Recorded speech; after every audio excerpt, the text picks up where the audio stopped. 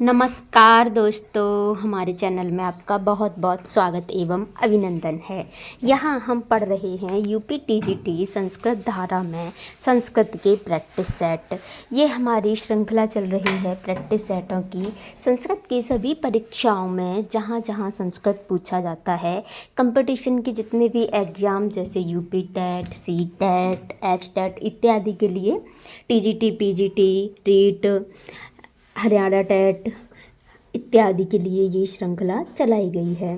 तो यहाँ पर हम सामान्य से क्वेश्चनों से और विशेष क्वेश्चनों की तरफ जाते हैं और 30 क्वेश्चनों की ये श्रृंखला चल रही है हमारी, जिसका ये आज तीसरा सेट है।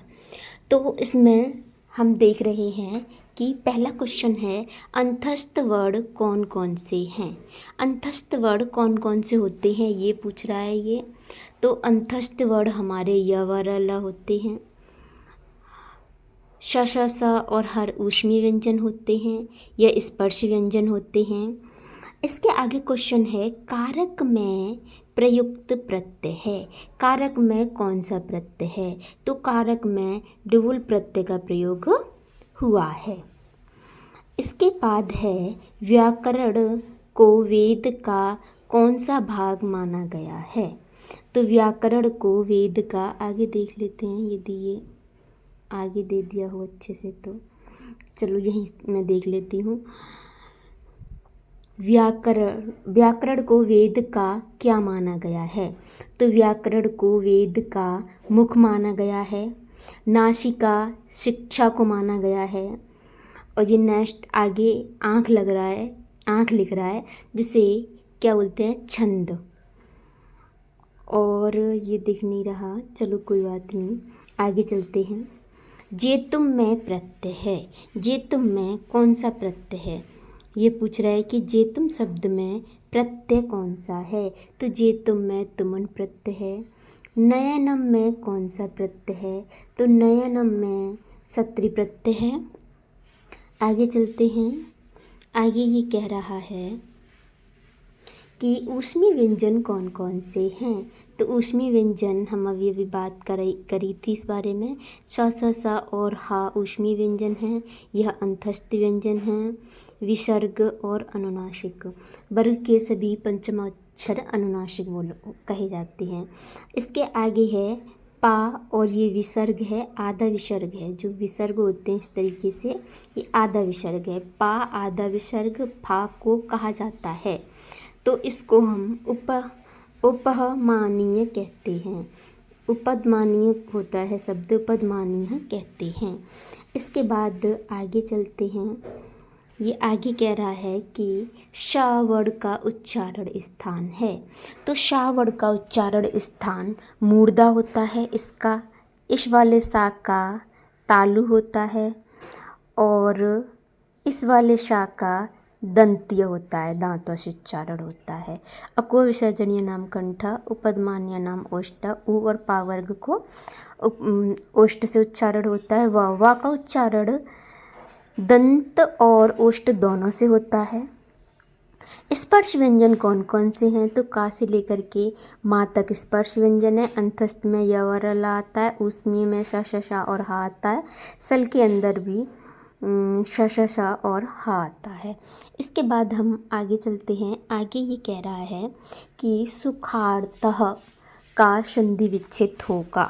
सुखार्थः का संधि विच्छेद क्या होगा। तो सुख धन ऋता, जब रि धातु के साथ तृतीया विभक्ति का अर्थ निकले, तो तृतीय तत्पुरुष समास यदि अर्थ निकले, तृतीय विभक्ति का अर्थ निकले, तो वहाँ पर क्या होगा आपका, यहाँ पर हमारी क्या हो जाएगी, वृद्धि संधि होगी। तो ये शब्द है सुख धन ऋता, रि धातु के साथ आएगा। पितृ धन आकृति, पित्राकृति, पित्राकृति में आपका यड़ संधि है। जहाँ भी त्रा दिखाई दे बीच में तुरंत मारना है यड़ संधि के लिए। उसके बाद आगे है, वर्णों के द्वितीय तथा चतुर्थ तथा ऊष्मीय वर्ण कहलाते हैं। तो वर्गों का दूसरा चौथा वर्ण हमारा क्या कहलाता है, ऊष्मीय, ये महाप्राण कहलाते हैं। वर्ग का पहला, तीसरा और पाँचवा ये हमारा क्या कहलाता है, ये अल्प प्राण कहलाता है। इसके बाद आगे है नमः स्वस्ति स्वाहा, नमः स्वस्ति स्वाहा स्वधा अलम वस्सयोगे। किस विभक्ति का प्रयोग होता है, तो इन सब में चतुर्थी विभक्ति का प्रयोग होता है। नमः स्वस्ति स्वाहा में चतुर्थी विभक्ति का प्रयोग होता है। एकह धन एक, एक एकह में वृद्धि संधि है, ऊपर दो मात्रा देखते ही हमें वृद्धि लगानी है। सुखार्ता में कौन सी संधि है, तो सुखार्ता में वृद्धि संधि है।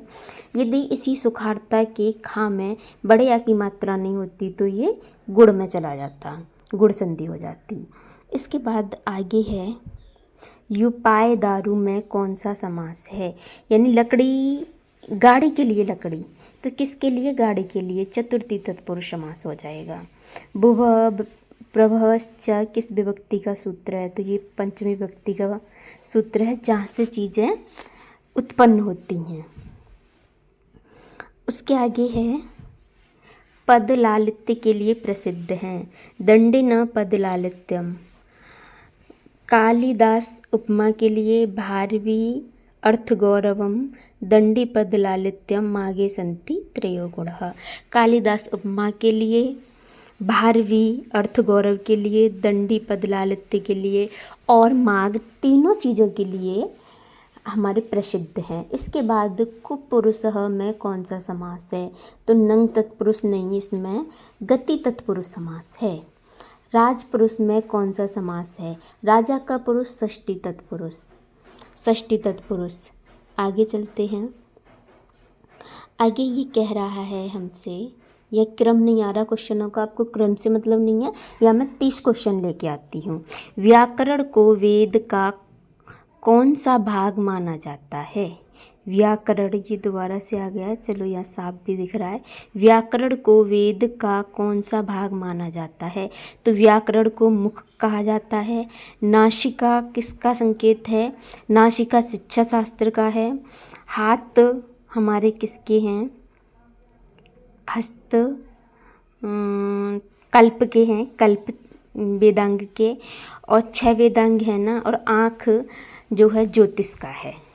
6 वेदांगों को क्या कहा गया है कि मनुष्य के अंग बताए गए हैं 6 वेदांगों को, तो 6 वेदों के अंग। इसके बाद आगे है उत्तर रामचरितम की रचना किसने की थी, तो उत्तर रामचरितम हमारा भवभूति द्वारा लिखा गया है। 7 अंकों का ये नाटक है, जिसमें भगवान राम और सीता जी के उत्तर का चरित्र वर्णन किया गया है, यानी कि जब सीता जी को त्याग दिया राम जी ने, वनवास दे दिया, छोड़ दिया, उसके बाद क्या हुआ, किस तरीके से वो वियोग में रहे, सीता जी को उन्होंने याद किया, सीता जी ने किस तरीके से लव कुश को वन में जन्म दिया, इस तरीके से वहाँ पर 3 गंगाओं का वर्णन किया गया है। तो ये सारा वियोग की कहानी है इसमें। इसके बाद है मेघदूत किसकी रचना है, तो मेघदूत कालिदास की रचना है, ये सभी जानते हैं। यह खंड काव्य या गीति काव्य के नाम से जाना जाता है। गीति काव्य से इसलिए कहा जाता है क्योंकि इसे गाया जा सकता है। खंड काव्य इसे इसलिए कहा जाता है क्योंकि ये 2 भागों में बटा हुआ है। खंड यानी कि बंटवारा, 2 भागों में बटा हुआ है, उत्तर मेघ और पूर्व मेघ, जिसमें 115 श्लोक हैं और सारे श्लोक एक मंदाक्रांता छंद में, ओनली एक छंद में, और इसमें विप्रलव श्रृंगार है, यानी वियोग का श्रृंगार है। इसके बाद नेक्स्ट आ जाते हैं। नेक्स्ट कह रहा है ये अस्मत् शब्द का सप्तमी एकवचन में रूप होगा। अस्मत् शब्द का सप्तमी एकवचन में क्या रूप होगा, तो इसके रूप ऐसे चलते, अहम माम मया मह्यम मम, क्षम्यताम, अहम माम मया मह्यम मत मम मई, मई, मई यहाँ पर कहाँ है, ये रहा मई। अस धातु का लोट लकार मध्यम पुरुष एक वचन का रूप होगा, तो इसमें एधि और इस्ताम दोनों रूप बनते हैं, तो ये सी सही हो जाएगा। इसके आगे है पठ धातु का लंग लकार प्रथम पुरुष एक वचन का रूप क्या बनेगा, यानी भूतकाल का कह रहा है ये, और प्रथम पुरुष एक वचन तो ये यहाँ होगा। अपठत, अपठताम, अपठन, अपठ, अपठतम, अपठत, अपठम, अपठाव, अपठाम। इस तरीके से रूप चलते हैं इसके। आगे है ये क्वेश्चन का और विसर्ग और खा, इसको क्या कहते हैं? तो इसे जिह्वामूली कहते हैं। यहीं पर पा और फा हो जाता तो इसे उपहमानीय कह देते। इसके बाद है अष्टाध्यायी के किस अध्याय में सुप तथा तिंग प्रत्ययों का वर्णन है? तो अष्टाध्यायी के 6वें और 7वें अध्याय में सुप और तिंग प्रत्यय सबसे ज़्यादा, अष्टाध्यायी में ज़्यादा स्थान यदि किसी ने घेरा है तो वो प्रत्यय हैं। विश्वपा शब्द का द्वितीय विभक्ति बहुवचन रूप बनेगा विश्वपः। इसके बाद नेक्स्ट देखते हैं। अच्छा, यहीं पर ये समाप्त हो जाता है। तो इसी के साथ मैं अपनी वाणी को विराम देना चाहूँगी। इसी तरीके से हम लेके आते रहेंगे 30 क्वेश्चनों की संस्कृत की श्रृंखला। यदि आपको ये क्लास पसंद आ रही है तो आप मुझे अवश्य ही कमेंट करें। मैं आपकी बहुत बहुत आभारी हूँ कि आप मुझे इतना प्यार देते हैं और अब आप मुझे फॉलो भी कर रहे हैं, इतने मेरे सब्सक्राइबर भी बढ़ गए हैं, तो इससे मुझे काफ़ी मोटिवेशन मिलता है। तो बस इसी के साथ मैं अपनी वाणी को विराम देना चाहूँ।